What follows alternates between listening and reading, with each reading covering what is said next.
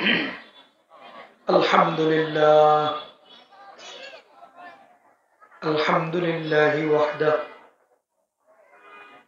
wassalatu wassalamu ala man la nabiyya ba'dah. Amma ba'd. Qala Allah tabaraka wa ta'ala,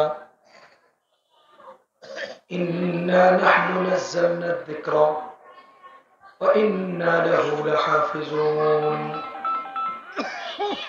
وقال رسول الله صلى الله عليه وسلم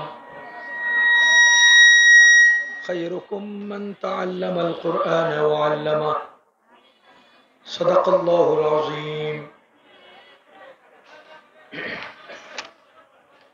জালসুকা Hafizul Uloom মাদ্রাসার হাফেজ ছাত্রদের দস্তারবন্দি উপলক্ষে 17তম বার্ষিক ওয়াজ মাহফিল 2025 হাফেজ ছাত্রদের দস্তারবন্দি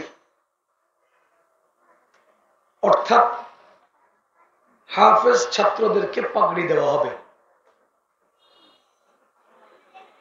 প্রথম প্রশ্ন হলো,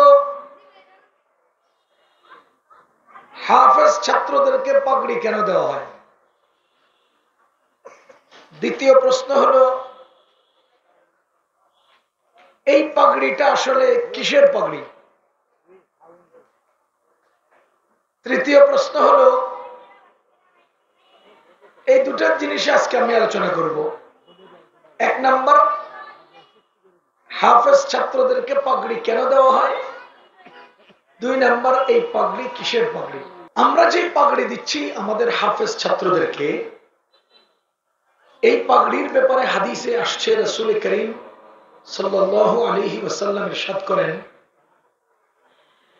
যারা কোরআন কারীমের হিফজ করবে, যারা কোরআন মুখস্থ করবে, কিয়ামতের ময়দানে আল্লাহ তাআলা তাদের মা বাবার মাথায় পাগড়ি পরাবেন। সুবহানাল্লাহ। নবীজি বলেন, মা বাবার মাথায় পাগড়ি পরাইলে যারা হাফেজ তাদের কি হবে, আল্লাহ কি দিবেন, এটা তোমরা বুঝে নাও। বুঝা গেল কোরআনের সাথে মুকুটের সাথে একটা সম্পর্ক আছে। কোরআনের সাথে মুকুটের একটা কি আছে? সম্পর্ক আছে। না হলে কোরআন যেই দামি কিতাব,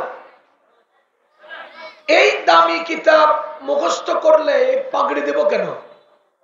এই দামি কিতাব মুখস্থ করলে তো উমরার টিকিট দেওয়ার কথা, তাও তো কম। কি বলে? একটা ছেলে কোরআনের হাফেজ হয়ে গেলে তাকে যদি আমি উমরার টিকিট দেই, তাও তো কম। সেখানে আমরা একটা পাগড়ি দিলাম, অনেক। কিন্তু পাগড়িটা আসলো কোত্থেকে? পাগড়িটা আসছে হাদিস শরীফ থেকে। কিয়ামতের ময়দানে মর্যাদা যারা পাবে তাদের মধ্যে অন্যতম মর্যাদা অর্জনকারী হবে যারা কোরআন হিফজ করেছে তাদের মা বাবা।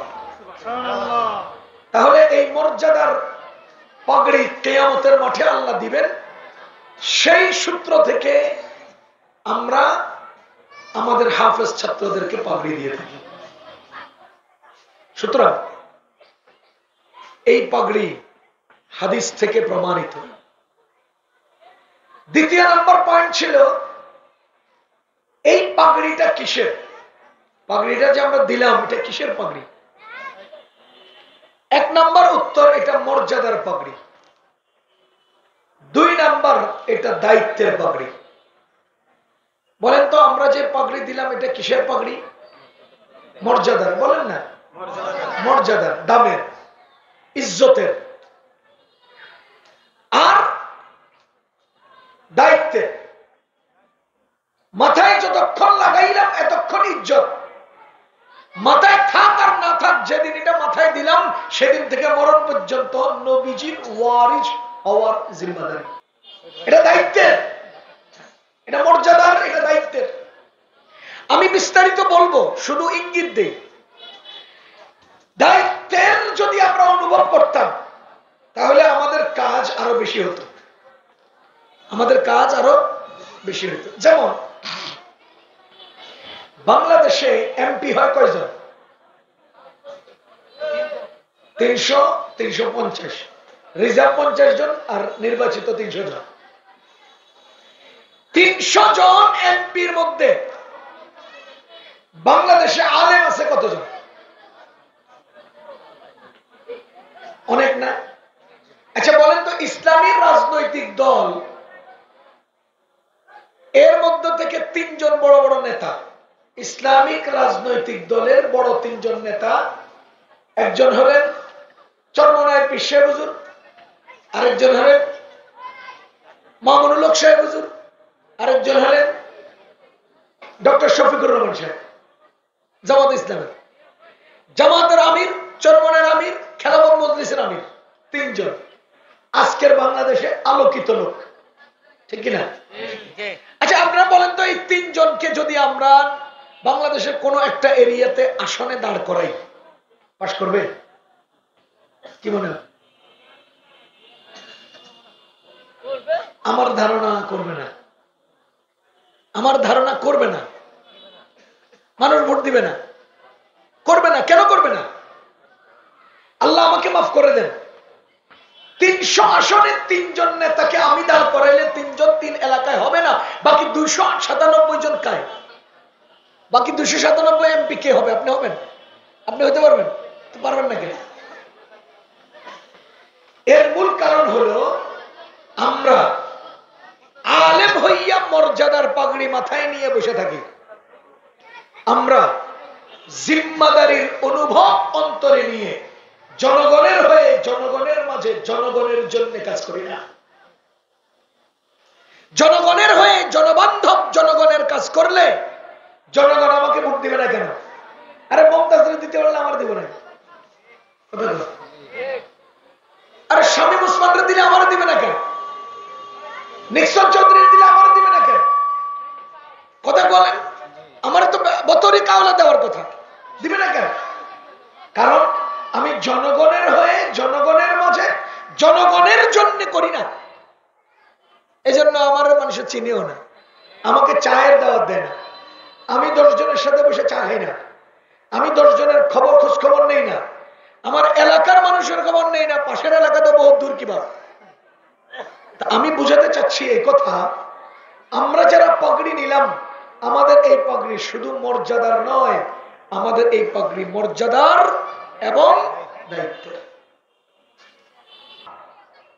তার মানে হলো আমরা মুসলমানরা হলাম সেরা, আর যারা কোরআন শিখে, কোরআন শিখায়, তারা হলেন সেরাদের সেরা। কি দাঁড়াইল অর্থ? আমরা হলাম সেরা। কুনতুম খায়রা উম্মাতিন, কি অর্থ? তোমরা মুসলমানরা সেরা। খায়রুকুম, মুসলমানদের মধ্যে সেরা। তাহলে আমরা মুসলমান সেরা, মুসলমানের মধ্যে যারা কোরআন শিখে তারা সেরা। তো যাদেরকে আজকে পাগড়ি দিলাম, এরা কি শুধু সেরা? সেরা তো আমরাই, সেরার উপরে সেরা, সেরাদের সেরা। এবার বলেন, আমরা যাদেরকে পাগড়ি দিলাম, বলেন তো কোরআন শিখতে হবে কিনা? এরপরে কি করতে হবে? শিখাতে হবে। তো সেরা কে? যে শিখে, না শিখেও শিখায়ও? শুধু শিখলে সে সেরা না, শুধু শিখলে সে কি নয়। আচ্ছা শিখাইলে এত দাম কেন? কোরআন শিখাইলে এত দাম কেন? আপনারা সূরা আর রহমান পারেন? আর রহমান পারেন? 2-4 আয়াত তো পারেন। 1 নম্বর আয়াত কি? আর রহমান। 2 নম্বর আয়াত কি? বলেন আল্লামাল কুরআন। এবার আপনারা বলেন তো, আর রহমান কে? তিনি বলেন কে তিনি? আল্লামাল কুরআন। কি করেন তিনি? আল্লামা কুরআন, আল কুরআন, আল্লামাল কুরআন। রহমান আল্লাহ, কুরআন শিখান। আল্লাহ কি করেন? কোরআন শিখান। এবার বলেন কোরআন শিখান কে? আরে কোরআন শিখান কে? আল্লাহ। এখন নবীজির হাদিসে কি বোঝা গেল? মান তাআল্লামাল কুরআনা ওয়া আল্লামা, যে আল্লাহর কোরআন শিখবে, কে শিখাইছে? আল্লাহ। এরপরে সে কি করলো? শিখাইলো। কার প্রতিনিধি হয়ে? আল্লাহর। বলেন, কোরআন শিখান কে? আমাকে যিনি শিখাইলেন তিনি কার প্রতিনিধি হয়ে শিখালেন? আর আমাকে কোরআনটা মূলত শিখাইলেন কে? যেহেতু আর রহমান ও আল্লামাল কোরআন, রহমান হলে কোরআনের শিখান, তো কোরআন শিখালেন আল্লাহ। আমি আল্লাহর প্রতিনিধি তথা উস্তাদ থেকে কোরআন শিখলাম, শিখার পরে আমি আবার আল্লাহর প্রতিনিধি হয়ে কোরআনটা শিখালাম। তার মানে যা করেন আল্লাহ তা করলাম আমি, তো আমার দাম কেন বাড়বে না? কে রে ভাই? যা করেন কে?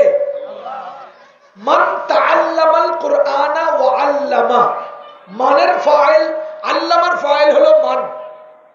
আর আর রহমান আল্লামাল কুরআনের আল্লামার ফাইল হলো আল্লাহ। একদিকে একই হাদি, একই শব্দের ফাইল আল্লাহ, ঠিক একই শব্দের ফাইল এই মাদ্রাসার হেফজখানা শিক্ষক। যে ফেইলের ফাইল স্বয়ং আল্লাহ কোরআনে, ওই ফেইলের ফাইল হেফজখানার উস্তাদ হাদিসে। এবার বলেন, হাদিসের বর্ণিত ওই ফেইলের ফাইল কেন দুনিয়ার সেরা হবে না? আমি বুকে হাত দিয়ে আল্লাহর কসম করে বলছি, এই আসমানের নিচে জমিনের উপরে সবচাইতে সেরা পেশা, সেরা নেশা, সেরা কর্ম, সেরা দায়িত্ব নুরানি মাদ্রাসার আলিফ বাতা যে হুজুরে পড়ায় সেই হুজুরে। নুরানি মাদ্রাসায় যে হুজুরে আলিফ বাতা পড়ায়, হেফজখানায় যে হুজুরে বিসমিল্লাহ বলে সূরা ফাতিহা শেখায়, চোখ বন্ধ করে আল্লাহর কসম করে বলছি, ওই হুজুর হলেন সবচেয়ে বড় পেশার অধিকারী, সবচেয়ে বড় নেশার অধিকারী, সবচেয়ে মর্যাদার কর্মে জড়িত। এর চেয়ে দামি কোনো কর্ম দুনিয়াতে নাই। কারণ আল্লামার ফাইল আল্লাহ, আর আল্লামার ফাইল নুরানির হুজুর। ও ভাই, আল্লামার ফাইল কে? আর রহমান ও আল্লামাল কুরআনের মধ্যে ফাইল কে? আল্লাহ। আর খায়রুকুম মান তাআল্লামাল কুরআন ওয়া আল্লামার মধ্যে আল্লামার ফাইল কে? নুরানির শিক্ষক। তা আপনি বলেন তো, যেই ফাইলের ফাইল হয় আল্লাহ, একই ফাইলের ফাইল হয়ে গেল নুরানির হুজুর, তো এর চেয়ে দামি পেশা, এর চেয়ে দামি দায়িত্ব আর কি আছে? এর চেয়ে দামি দায়িত্ব আর কি হতে পারে? সুতরাং দুনিয়ার সবচাইতে দামি কাজ কোরআন শিখানো। বলেন, দুনিয়ার সবচাইতে দামি কাজ কোরআন শিখানো। এবার বলেন, যাদেরকে আমরা মাথায় পাগড়ি দিলাম, এরা সেরাদের সেরা। বলেন, এরা সেরাদের সেরা।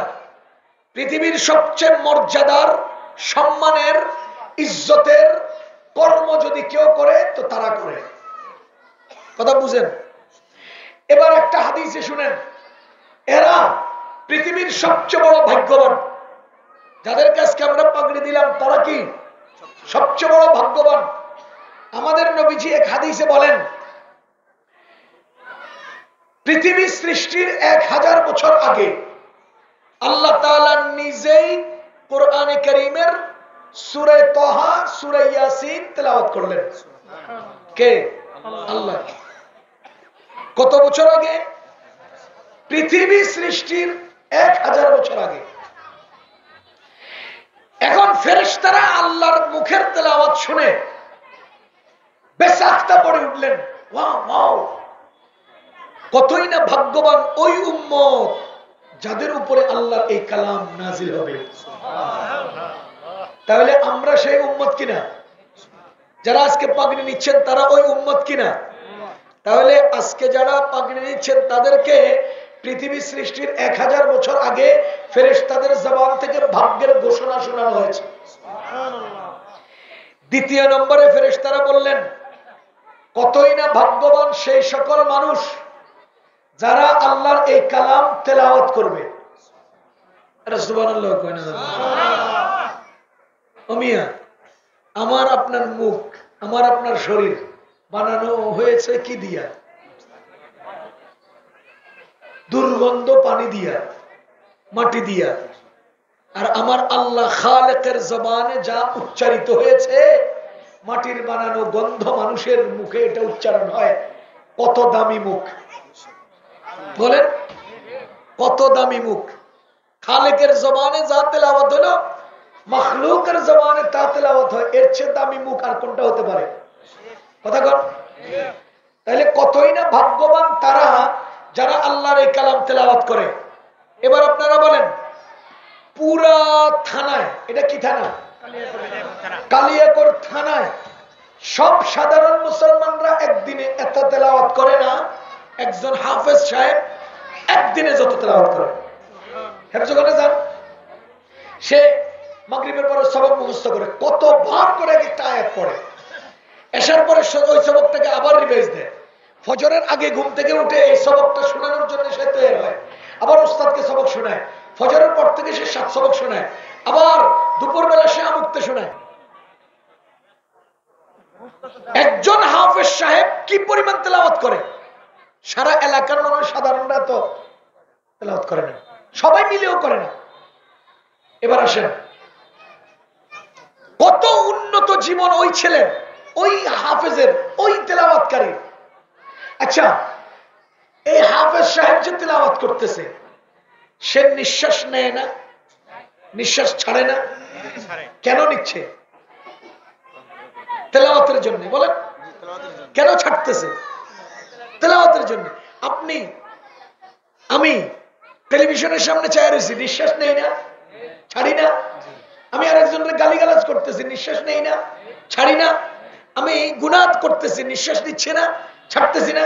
তো এবার হিসাব মিলান তো, যে ছেলেটা তেলাওয়াতের জন্য নিঃশ্বাস নিচ্ছে, যে ছেলেটা তেলাওয়াতের জন্য নিঃশ্বাস ছাড়ছে, ওর চেয়ে সেরা দামি জীবন আর কার হতে পারে? আর কার হতে পারে? সুতরাং ফেরেশতাদের মাধ্যমে আল্লাহ জানিয়ে দিয়েছেন, পৃথিবীর সবচেয়ে বড় ভাগ্যবান ওই ব্যক্তি যে আল্লাহর এই কালাম তেলাওয়াত করে। 3 নম্বরে বললেন, কতই না ভাগ্যবান ওই মানুষ যারা আল্লাহর এই কালাম মুখস্থ করে বক্ষে ধারণ করে। ও মুসলমান, যারা আজকে পাগড়ি নিচ্ছেন, তারা 1 নম্বরে যাদের উপরে কোরআন নাজিল হলো সেই উম্মত, 2 নম্বরে যারা বেশি তেলাওয়াত করেন সেই উম্মত, 3 নম্বরে যারা মুখস্থ করে বক্ষে ধারণ করেন সেই উম্মত। সুতরাং পৃথিবী সৃষ্টির 1000 বছর আগে আজকের হাফেজ সাহেবদের ভাগ্যের ঘোষণা আল্লাহ ফেরেশতাদের মাধ্যমে শুনিয়ে দিয়েছে। সুতরাং আমি যে বললাম আজকের পাগড়িটা মর্যাদার, 3 নম্বর এই পাগড়ি হলো ভাগ্যের, 4 নম্বর এই পাগড়ি হলো বুদ্ধিমত্তার। কিসের? বুদ্ধিমত্তার পাগড়ি। নবীজি বলেন, আল কাইয়িসু মান দানা নাফসাহু ওয়া আমিলা লিমা বা'দাল মাউত। আল কাইয়িসু, প্রকৃত বুদ্ধিমান হলো ওই ব্যক্তি, আমিলা লিমা বা'দাল মাউত, যারা মরণের পরে কাজে আসে এমন আমল করে, মৃত্যুর পরে কাজে আসে এমন আমল করে, তারাই হলো বুদ্ধিমান। কথা বুঝতেছেন নি আপনারা? আপনার একজন ছেলে 30 লাখ টাকা খরচ করে আমেরিকায় গেল। কোথায় গেল? প্রতি মাসে 3 লাখ টাকা কামাই করে, প্রতি মাসে 3 লাখ টাকা কামাই করে। কিন্তু দুঃখজনক সত্য হলো, সে গার্লফ্রেন্ড আর দোস্ত বন্ধুদের পেছনে 3 লাখ টাকা খরচ করে ফেলে, বাবার জন্য 1 টাকাও পাঠায় না, মায়ের জন্য পাঠায় না, বাড়িঘরের জন্য পাঠায় না, নিজের গ্রামের বাড়ির জায়গা বিক্রি করে নিচে ওই জায়গাটা আবার উদ্ধারের তো দরকার আছে। হ্যাঁ, 3 মাস 6 মাস 1 বছর 5 বছরে ওই টাকা আবার যদি পাঠায়, এর চেয়ে বড় জায়গা কিনতে পারে। কিন্তু হ্যাঁ, আর বাংলাদেশে টাকা পাঠায় না, যা কামায় আমেরিকা তা খরচ করে আমেরিকা। আপনারা বলেন, এই ছেলে অনেক বুদ্ধিমান কি? বোকা কইলে তো মিয়া সম্মান হয়ে যাবে। গাধা কোন? গাধা কি? গাধা না? বাপের 30 লাখ টাকা জমিন বেচে বিদেশ গেছিস বেটা, জলদি আগে টাকাটা পরিশোধ কর। মা অসুস্থ, আগে এটা ঠিক কর। নিজের ঘর ভাঙিয়ে দিতেছে, টিন লাগা, আরে ছাদ দিয়ে ঘর কর পরে। তাহলে 2.5 লাখ টাকা প্রতি মাসে যে দেশে পাঠাবে সে হলো বুদ্ধিমান। আর 3 লাখ টাকা যে পুরা খরচ করবে সে হলো গাধা। এবার আসেন নবীজি কি বলে, আল কাইয়িসু মান দানা নাফসাহু ওয়া আমিলা লিমা বাদাল মাউত। দুনিয়ার বুকে আল্লাহ তাকে পাঠালো, সে দুনিয়ার চাকচিক্য দেখে, দুনিয়ার হায়াতে, দুনিয়াতে কামায়, দুনিয়াতেই খরচ করে, আখিরাতের বাড়ির জন্য কিছু পাঠায় না, আখিরাতের ঘর সাজায় না, আখিরাতের ঘরে বাগান তৈরি করে না, আখিরাতে বাড়ি তৈরি করে না। ওই ব্যক্তি আমেরিকায় 30 লাখ টাকা খরচ করে যে বেড়ায় গেছে, হ্যাঁ যত বড় গাধা, দুনিয়ায় কামায়, দুনিয়ায় শেষ করে, আখিরাত অর্জন করে না, সে তার চেয়ে বড় গাধা। হ্যাঁ তার চেয়ে বড় গাধা। কেমনে উদাহরণ দেই? এক হাদিসে আছে না, নবীজি বলেছেন, কুন ফিদ দুনিয়া কাআন্নাকা গরীব আও আবিরি সাবিল। এই হাদিস বুঝার জন্য একটা উদাহরণ বুঝেন। আপনার এই গ্রামের নাম কি? জালসুকা। এই এলাকার এক ছেলে, সে কি করলো, বড় শিক্ষিত হলো, অক্সফোর্ড থেকে লেখাপড়া করে আসছে। পরে বাংলাদেশ সরকার তাকে বলতেছে, এই আব্দুল্লাহ, তুমি তো বড় শিক্ষিত হয়েছ, তোমাকে আমরা 1 বছরের জন্য কক্সবাজার পাঠাচ্ছি, কক্সবাজার।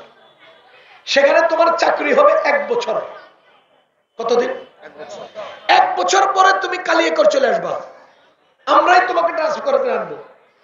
আনার পর তুমি মরণ পর্যন্ত এখানে থাকবা। কোথায়? কালিয়াকৈর। এবার বলেন, এই ছেলেটা কক্সবাজার থাকবে কতদিন? 1 বছর। এরপর থেকে মরণ পর্যন্ত থাকবে কোথায়? হ্যাঁ, নিজের বাড়ি কই? কালিয়াকৈর। ছেলেটা 1 বছরের কক্সবাজারের বাড়ি ভাড়া লইছে, একটা সুন্দর বাড়িটা তার না, আরেকজন থেকে ভাড়া নিছে, নিয়া ফার্নিচার তৈরি করেছে। সেখানে জাজিম, সেখানে তোষক, সেখানে বিশাল বিশাল উন্নত ফার্নিচার, আলিশান ঝাড়বাতি, বহুত কিছু দিয়ে পুরো বাড়িটা সাজাইছে। কার? আরেকজনের। থাকবে কয়দিন? 1 বছর। এবার বলেন, এই লোকটা অনেক বুদ্ধিমান, কয় না? সে গাধারও গাধা। কারণ তুমি নিশ্চিত জানো থাকবা 1 বছর, এরপরে তুমি মরণ পর্যন্ত থাকবা তোমার দেশের বাড়ি। তো তুমি বুদ্ধিমান হইবা কখন? যখন বাতাসের বালিশ একটা কিনবা, কম্বল একটা সস্তা দামের কিনবা, বাতাসের বালিশ ফুলাইয়া কম্বলের উপরে দিয়া, অর্ধেক কম্বল বিছাইয়া বাকি অর্ধেক গায়ে দিয়া, কোন রকম রাত শেষ কইরা, দিন কাটাইয়া, চাকরি বাকরি শেষ কইরা বছরটা পার করবা। আর সব অ্যামাউন্ট গুলো পকেটের মধ্যে ঢুকাইয়া একদম আলিশান প্রাইভেট কারের মধ্যে বৈশা কম্বল এটার বালিশ এটার এক লাথি মেরে ফালাইয়া সোজা নিজের বাড়িতে আইবা, আইয়া নিজের ঘর সাজাইবা। কি কর? আরেকজনের বাড়িতে যে সাজাইলো, এটার 2 অবস্থা। হয়তো এটা চওড়া মূল্য দিয়ে ট্রাকে করে আনতে হবে, আর না হলে কম মূল্যে সেখানে নিলামে বিক্রি করতে হবে। কি বলেন?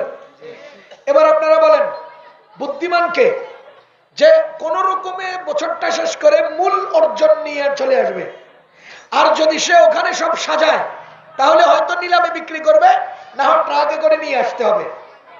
এখন আপনাদেরকে আমি জিজ্ঞেস করতে চাই, যারা আমরা দুনিয়াতে আছি, আমরা এই দুনিয়াতে যে ইন্ডাস্ট্রি বানাচ্ছি, টাকা কড়ির পাহাড় জোগাচ্ছি, আমরা যে বেগম পাড়াতে হাজার হাজার কোটি টাকার অনেক সহায় সম্পদ তৈরি করছি, দেশে বিশাল বিশাল কিছু করছি, বলেন তো দুনিয়াতে থাকবো কয়দিন? 1 বছর। 1 বছর ধরে নেন না, 1 বছর। এরপরে আমরা যাব কোথায়? জান্নাতে। থাকবো কয়দিন? অনন্তকাল। এবার আপনাকে আমি জিজ্ঞেস করতে চাই, দুনিয়াতে সবকিছু কামাইলাম, দুনিয়াতে সবকিছু অর্জন করলাম, ও মিয়া, ওই বেটাই তো ট্রাকে করে আনতে পারে, ওই বেটাই তো নিলামে বেচতে পারে। তুমি আর আমি দুনিয়া থেকে যাওয়ার সময় না বিক্রি করতে পারি, না সাথে নিয়ে যেতে পারি। ওই বেটা যদি গাধা হয়, তো আমিও তো তার চেয়ে, হে বেটা তো আনতে পারছে, আমি তো আনতে নিতেও পারলাম না। ওই বেটা তো বেচতে পারছে, আমি তো বেচতেও পারলাম না। আমার খাটের উপরে রেখা আমার পোলা পাইনে আমার কবরের দেওয়ার চিন্তা না কইরা আমার সম্পদ বন্টন নিয়ে ধান্দা করে, আমার কবরে দেওয়ার চিন্তা না কইরা আমার ব্যাংকের অ্যামাউন্ট গুলো নিয়ে চিন্তা করে। এবার আপনি বলেন, আমি কত নিম্ন অবস্থানে চলে গেছি যে আমি দুনিয়াতে থেকে দুনিয়াতে কামাই, আর আমার কামাইগুলো নিয়ে অন্যেরা টানাইছে করে। এজন্যই নবীজি বলেন ওয়ামিল লিমা বাদাল মাউত, বুদ্ধিমান হলেন ওই ব্যক্তি যে ব্যক্তি দুনিয়াতে থাইকা এমন কিছু করে যা পরকালে মৃত্যুর পরে কাজে আসে। এবার আপনারা বলেন, আমাদের কোরআনে কারীম যারা আজকে মাথায় পাগড়ি নিলেন, কোরআন মুখস্থ করে যারা পাগড়ি নিচ্ছেন, এই সমস্ত লোকেরা কোরআন তেলাওয়াত করেন কিনা? কথা কয় না? তেলাওয়াতে প্রতি হরফে কতটা নেকি? বলেন না, বলেন না, বলেন। নেকি কোন বাজারে বিক্রি হয়? কোথাও হবেও না। হ্যাঁ, নেকির কোনো দাম পাওয়া যাবে না। হ্যাঁ, কোথায়? মৃত্যুর আগে না পরে? নবীজি কি বললেন? যে দুনিয়াতে থেকে পরকালে কাজে লাগে এমন আমল করে সে হলো বুদ্ধিমান। সুতরাং যারা তেলাওয়াত করে তারা প্রতি তেলাওয়াতের হরফের 10 নেকি কবে পাবে? সুতরাং তারা বুদ্ধিমান। তারা কি? ও মুসলমান, দুনিয়ার কোন কারেন্সি অঞ্চল পরিবর্তন হয়ে গেলে তার কোনো দাম থাকে না। মনে করেন আমি 6 বার আমেরিকার সফর করছি, একবার জাপানে সফর করছি, আরো বেশ রাষ্ট্রে রাষ্ট্রে সফর করছি। আমেরিকা যাওয়ার টাইমে হাজার হাজার টাকার নোট আমার পকেটে থাকে। আমেরিকার বাজারে 1000 টাকার নোট দিলে একটা পানও দেয় না। চলে? বাংলাদেশি টাকা আমেরিকায় চলে? কেন চলে না? এটার কোনো দাম আমেরিকায় নাই। এবার আপনাকে জিজ্ঞেস করি, এই 1000 টাকার নোটের দাম আছে আছে কিনা কোথাও? কথা বলেন, কোথায় আছে? নাই। কোথায়? ধরে নেন পৃথিবীর বহু রাষ্ট্রে নাই। বহু রাষ্ট্র এমন আছে যারা এটার টাকা কয় এটাও জানে না, কারণ এই মানের এই নিয়মের এই সিস্টেমের এই রঙের কোন টাকা তারা জীবনে দেখেও নাই। আছে না এরকম দেশ? এবার আপনারা বলেন যে আমার 1000 টাকার নোটটা বিদেশে গেলে দাম, বাংলাদেশে দাম। এবার আপনি বলেন, আমি যে কামাই করলাম নেকি, এই নেকি কি দুনিয়ার জমিনে বিক্রি হয়? এই নেকির পরিবর্তনে আলু দেয়? আপনি যাই যদি বলেন ভাই আমার 5 কেজি আলু দেন, 1 পারা কোরআন তেলাওয়াতের সওয়াব দিয়ে দিলাম, দিব? ওরে বাপ রে বাপ, 1 পারা কোরআন তেলাওয়াতের সওয়াব দিয়ে দিলাম, 5 কেজি আলু দেন, দিবে না। কারণ এখানে নেকির পরিবর্তে আলু বিক্রি হয় না। এখানে নেকির বদলা কি হয় না? আলু বিক্রি হয় না। কিয়ামতের ময়দানে হাদিস শরীফে আসছে, নবীজি বলেন কিয়ামতের ময়দানে একজন লোক একটা নেকির বিনিময়ে 2 জনকে আল্লাহ বিনা হিসেবে জান্নাত দিয়ে দেবেন। তাইলে কিয়ামতের ময়দানে নেকির দাম আছে না নাই? কিয়ামতের ময়দানে মানুষকে বাঁচাবেন, মানুষকে শাস্তি দিবেন, মানুষকে মুক্তি দিবেন কিসের ভিত্তিতে? নেকির ভিত্তিতে। তাইলে নেকি এগুলোর দাম কোন বাজারে? আখিরাতের বাজারে। নবীজি বলেন আল কাইয়িসু মান দানা নাফসাহু, বুদ্ধিমান ওই ব্যক্তি যে নিজেকে চেনে, ওয়া আমিলা লিমা বাদাল মাউত, এবং মৃত্যুর পরে কাজে আসে এমন আমল করে। এবার আপনি বলেন, কোরআন যারা আজকে শিখলেন, পড়লেন, মাথায় যারা পাগড়ি নিলেন, তাদের প্রতি হরফে অন্তত 10টা করে নেকিও যদি আল্লাহ তাআলা দান করেন, তো আখিরাতের বাজারের জন্য তাদের সঞ্চয় কেমন হয়েছে? পৃথিবীর সমস্ত ভাষা একদিকে, কোরআন আরেকদিকে। বলেন, পৃথিবীর সমস্ত ভাষা একদিকে, কোরআন আরেকদিকে। কোরআনের সাথে ভাষার মিল নেই, ভাষার সাথে কোরআনের মিল নেই। খেয়াল করেন, সমস্ত ভাষা শুদ্ধ হওয়ার জন্য একটা নিয়ম, কোরআন শুদ্ধ হওয়ার জন্য 2টা নিয়ম। বলেন, সমস্ত ভাষা শুদ্ধ হওয়ার জন্য কয় নিয়ম? সেটার নাম হলো গ্রামার। ভাষা শুদ্ধ হওয়ার জন্য কি দরকার? গ্রামার শুদ্ধ হওয়া দরকার। পক্ষান্তরে কোরআন শুদ্ধ হওয়ার জন্য গ্রামার এবং তাজবিদ শুদ্ধ হওয়া দরকার। তাজবিদ কোরআন ছাড়া আর কোথাও নাই। বুঝেন, তাজবিদ কোরআন ছাড়া আর কোথাও নাই। আমাদের ইদানিং বেশ কিছু ভিডিও সামনে আসতেছে, ভিডিও চোখে দেখি যে বুখারী শরীফের খতমে বুখারী অনুষ্ঠানে হাদিসের ইবারত মদ গুন্না ইদগাম ইকলাব পয়রা টানিতে টানিতে বিশাল লম্বা করিয়া ফেলায়। আরে হাদিসের ইবারতের জন্য তাজবিদ শর্ত নয়। হাদিসের ইবারত তারতিলান পড়ে যেতে হবে, শাসা করে। ওয়াবিহি ক্বালা হাদাসানা, না, এই সিস্টেম না। হাদিসের রৌনক হলো স্পিরিটে পড়া, কোরআনের রৌনক হলো তার তিলের সাথে পড়া। কোরআন আলাদা, এজন্য আজানেও তাজবিদ শর্ত না। আল্লাহু আকবারকে এক আলিফ টানা, লা ইলাহা ইল্লাল্লাহকে 3 আলিফ টানা তাজবিদের ভিত্তিতে শর্ত না। কেউ যদি আল্লাহু আকবারকে 6 আলিফ টানে সে অসুবিধা নেই, কেউ যদি লা ইলাহা ইল্লাল্লাহকে 12 আলিফ টানে সুন্দর কইরা কোনো অসুবিধা নেই, কারণ আজানের সাথে তাজবিদের কোনো সম্পর্ক নেই। তাজবিদ শুধু কোরআনের জন্য খাস। বলেন তাজবিদের ওয়াহদানিয়ত, তাজবিদের একাকিত্ব, তাজবিদের ফরদানিয়ত একমাত্র কোরআনের জন্য খাস। কথা বুঝছেন? কোরআনের বাহিরে তাজবিদ নেই। ইকরার কোরআন ছাড়া পৃথিবীর অন্য কোনো ভাষায় নাই। ইদগাম কোরআন ছাড়া অন্য কোনো ইবারতে নাই। মধ্যে বদল, মধ্যে লীন, মধ্যে মুনফাসিল, মধ্যে মুত্তাসিল পৃথিবীর অন্য কোথাও নাই, ইভেন হাদিসেও নাই। হাদিসের জন্য তাজবিদ শর্ত না, আজানের জন্য তাজবিদ শর্ত না। কথা বুঝেন? আপনি যখন নামাজে তেলাওয়াত করেন, তেলাওয়াতের জন্য তাজবিদ শর্ত। আপনি যখন নামাজে তাশাহুদ পড়েন, তাশাহুদ তেলাওয়াতের পর্যায়ের টানিয়া পড়ার কোনো সুযোগ নেই। তাশাহুদও কি আত্তাহিয়াতু লিল্লাহি এমনি পড়বেন। সূরা ফাতিহা যে স্টাইলে পড়বেন, দরুদ শরীফ দোয়া মাসুরে সেই স্টাইলে পড়বেন না। এটার জন্য তাজবিদ শর্ত না।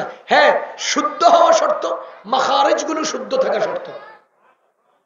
মাখারিজ শুদ্ধ হওয়া শর্ত, তাজবিদের সব কানুন মেনে চলা শর্ত না। বুঝেন? সুতরাং এবার বলেন তো, কোরআন শুদ্ধ হওয়ার জন্য কয় কানুন? 1 গ্রামার, 2 তাজবিদ। পৃথিবীর অন্য সব ভাষা শুদ্ধ হওয়ার জন্য কয়টা কানুন? একটা কি? গ্রামার। কথা বুঝতেছেন? আর পৃথিবীর সমস্ত ভাষা আপনারটা আপনি বানায় নিছেন, আমারটা আমি বানায় নিছি। আর কোরআনেরটা আমাদের কারো বানানো না, সেটা কার? মালিকের। আমি যদি বলি তুমি আসো, শুদ্ধ কিনা? আমি যদি বলি আসো তুমি, শুদ্ধ কিনা? তাকদিম তাখির যেটাই করেন, তুমি আগে বলো, আসো আগে বলো, সমস্যা নাই। কিন্তু কোরআনে যদি কয় লিল্লাহি আলহামদু, চলবে? কেন? লিল্লাহি আলহামদু চলবে না, আলহামদুলিল্লাহি হইতে হবে। আসো তুমি, তুমি আসো চলবে। বুঝতেছেন না আপনারা? তাহলে দুনিয়ার সব ভাষা আমরা বানায় লইছি, যেমনে গ্রামার ঠিক থাকবে অমনে কইলেই হবে, মাখারিজের দরকার নাই। আরে আমাদের কোরআন মাখারিজ, তাজবিদ, কানুন পূর্ণ পরিশুদ্ধ না হলে তেলাওয়াত শুদ্ধ হবে না। সুতরাং কেউ যদি আলহামদা বলে, আলহামদা, তাহলে সে গ্রামার ভুল করলো। আলহামদুলিল্লাহি, কারণ মুবতাদায়ে রফা হয়, পেশ হয়, আলহামদু হবে, গ্রামারের দাবি। ঠিক তেমনি ভাবে কেউ যদি আলহামদু বলে, আলহামদু, তাহলে সে মাখরাজে হা উচ্চারণ শুদ্ধ না করার কারণে তাজবিদে গলত হইয়া তার তেলাওয়াত ভুল হবে। আলহামদা হা উচ্চারণ ঠিক হইছে, কিন্তু দালের উপরে জবর দিছে, গ্রামার ভুল, তেলাওয়াত ভুল। আলহামদু দালের উপর বেশ দিছে, হা উচ্চারণ ভুল করছে, গ্রামার ওই ব্যক্তির মাখরাজ ভুল, তাজবিদ ভুল, এজন্য তার তেলাওয়াত ভুল। কথা কি বুঝতেছেন? এটার জন্য একটা উদাহরণ দেই। আমাদের পরিচিত এক আলেম, মাদানীনগর মাদ্রাসার সামনে একটা লাইব্রেরি আছে, ইদ্রিসিয়া লাইব্রেরি, ইদ্রিসিয়া কুতুবখানা। ওখানে আমি একদিন বসে আছি, তো ওই মাওলানা একজন গায়রে আলেম, সাধারণ মুসলমানকে নিয়ে আসছেন। আলেমের সাথে আমার সম্পর্ক আছে। তো উনি এসে বলতেছে, ভাই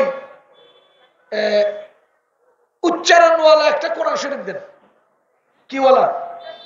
উচ্চারণওয়ালা। তা আমি ওনার চোখের দিকে তাকাইয়া বললাম যে হুজুর, উচ্চারণওয়ালা কোরআন শরীফ দিয়ে কি করবেন? এই ভাইয়ের জন্য। তা আমি আবার জিজ্ঞেস করছি, ভাইয়ে কি করবেন? উচ্চারণওয়ালা কোরআন শরীফ দিয়ে আপনি কি করবেন? উনি বলে এই ভাইয়ের জন্য। এরপরে জিজ্ঞেস করলাম, ভাইয়ে কি করবেন? উনি বুঝে ফেলছে যে আমি কোথায় নিয়ে যাব ঘটনাটা। পরে উনি উত্তর দিচ্ছেন, নাই মামুর চেয়ে কানা মামু তো ভালো। কি উত্তর দিলেন? নাই মামুর চেয়ে কানা মামু তো ভালো। তার মানে উনি বুঝাতে চাইলেন যে এই লোকে পুরো তেলাওয়াত না পারার চেয়ে অন্তত উচ্চারণ দিয়ে 2-4 লাইন পড়ুক, তাও তো ভালো। বুঝেন নাই? এটা বুঝাতে চাইলেন। তা আমি বললাম যে ভাই, নাই মামুর চেয়ে কানা মামু ভালা, এই বাগধারা আমাদের সমাজে চালু আছে। কিন্তু আমি আপনারা জিজ্ঞেস করি, আপনার মামু যদি বারুইপাড়া বাস স্টেশনে সাইকেল চুরিতে ধরা খায়, আপনি কি যাইয়ে কবেন নি এটা আমার মামু? কয় না। ওই সময় কি আপনি কবেন যে নাই মামুর চেয়ে কানা মামু ভালা, নাকি মামু থাকার চেয়ে চোরা মামু না থাকা ভালা? কয় না। নাই মামুর চেয়ে কানা মামু ভালো, এটা কি আপনি বলবেন তখন? নাকি মামু থাকার চেয়ে চোরা মামু না থাকা ভালা, একথা বলবেন না? এবার আপনাদেরকে আমি জিজ্ঞেস করি, নামাজ ভঙ্গের কারণ কতটি? 1 নাম্বার, নামাজে অশুদ্ধ পড়লে নামাজ হয় না, অশুদ্ধ তেলাওয়াত করলে কবিরা গুনাহ হয়। আর আপনি উচ্চারণের কোরআন শরীফ দিয়ে তারে নাই মামুর চেয়ে কানা মামু ভালা কইয়া উচ্চারণ ধরাই দিতেছেন, অথচ উচ্চারণে হা নাই, উচ্চারণে জিম নাই, উচ্চারণে শিন নাই, উচ্চারণে আইন নাই, উচ্চারণে এই সমস্ত আলফাজগুলোর সহি উচ্চারণ নাই। তা আপনি উচ্চারণ দিয়ে শুদ্ধ শিখাচ্ছেন নাকি চোরা মামু ধরাইছেন? যে তেলাওয়াতে কবিরা গুনাহ হয়, যে তেলাওয়াতে নামাজ ফাসেদ হয়, আপনি তারে সেই তেলাওয়াত শিখান। তো আপনি তারে কি করলেন? শুদ্ধ কোরআন তেলাওয়াতের প্রতি উদ্বুদ্ধ না কইরা নাই মামুর চেয়ে কানা মামু বইলা আপনি তারে ভুল তেলাওয়াতের প্রতি উৎসাহিত করছেন। তার মানে আপনি নিজে তারে টাকা খরচ কইরা কবিরা গুনার যন্ত্র ধরাই দিতেছেন। বুঝেন নাই? তাহলে এখন আপনি বলেন নাই মামুর চেয়ে কানা মামু বালা, এটা বলা যায় নাকি মামু থাকার চেয়ে চোরা মামু না থাকা বালা? কথা বুঝেন? এজন্য কোরআনে কারীম এটা আলাদা, সারা দুনিয়ার ভাষার চেয়ে কোরআন আলাদা।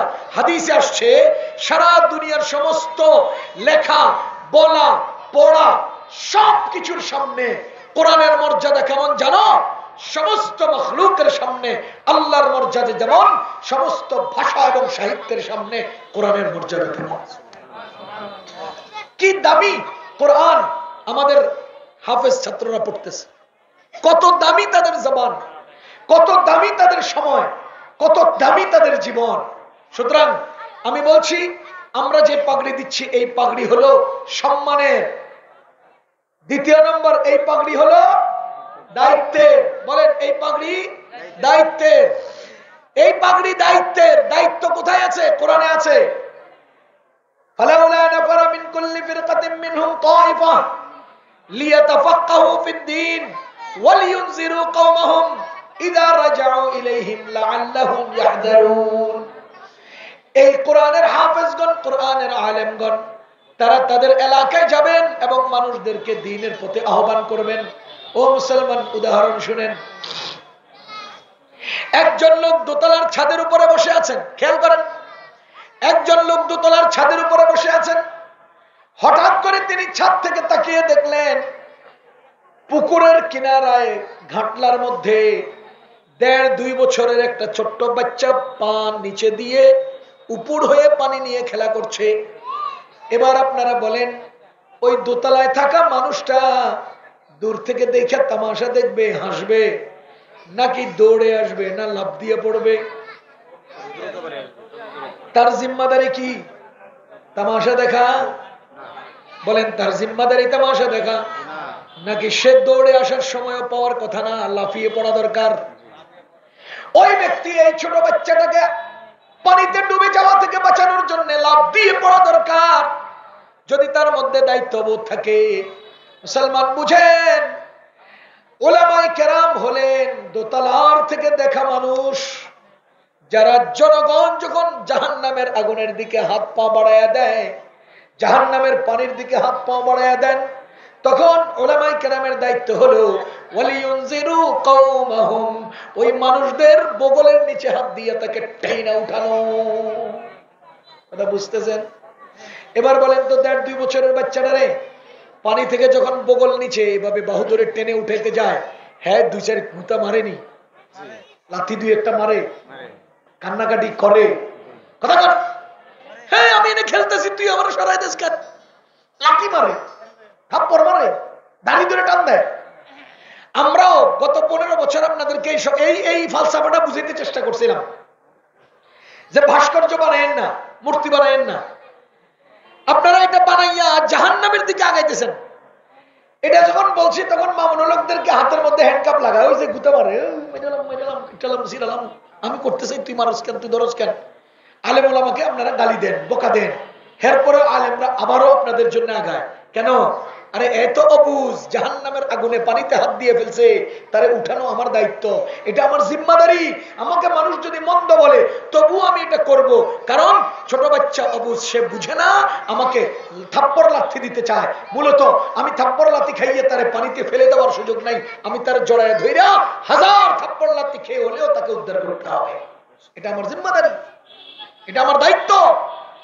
এজন্য উলামায়ে কেরাম কি পরিমাণ দায়িত্ব আদায় করছেন হিস্ট্রি বললে অনেক।